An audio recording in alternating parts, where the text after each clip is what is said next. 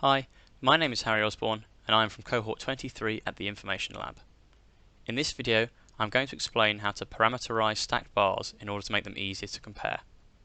Stacked bars are not always easy to compare values within, given the staggered starting points of many of the bars.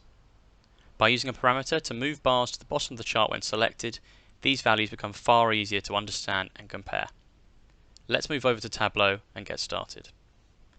Here is an example of some stacked bars sorted by category in their respective years. Whilst the bars at the bottom in orange are easy to compare, those in red and blue are slightly harder given their staggered starting points.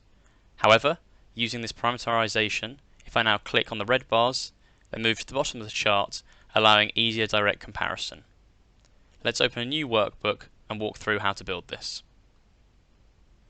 Firstly, I'm going to right-click and drag order date into columns, selecting the year function near the top for discrete years. I'm then going to bring sum of sales onto rows and place category onto colour.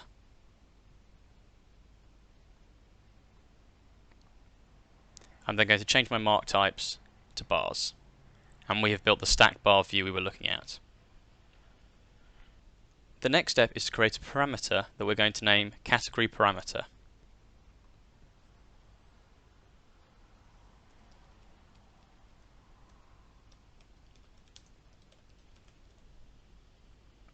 We're then going to change the data type to a string and choose list.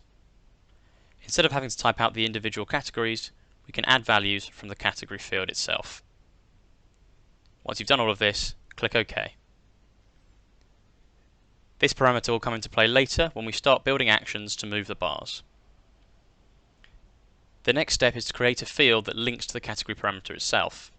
So I'm going to click on the caret on the data pane again and create a calculated field that I will call selected category.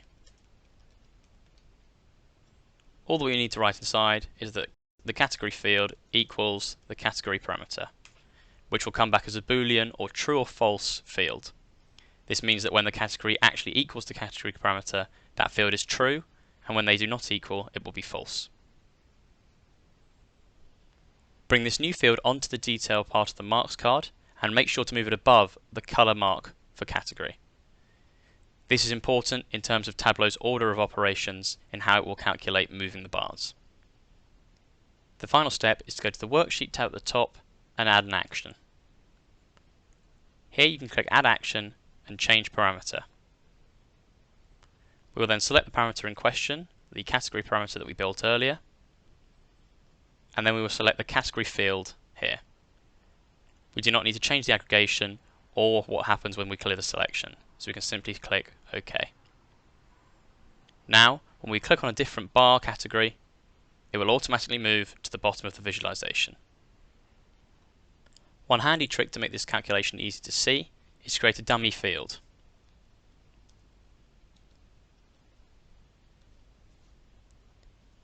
If I build this, bring it onto the detail shelf, and then go back into the worksheet actions, I can create a dummy highlight action that will affect what is highlighted in the view. If I just select dummy, this now means that when I click on any of the bars, you can clearly see them moving. This is even easier to demo if I turn on the animations.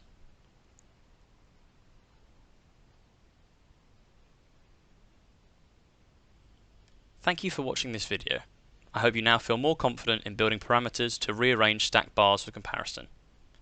If you found this video helpful, click the thumbnail at the top to watch our latest video, or click the thumbnail at the bottom to watch my last video in this series looking at building dynamic reference bands.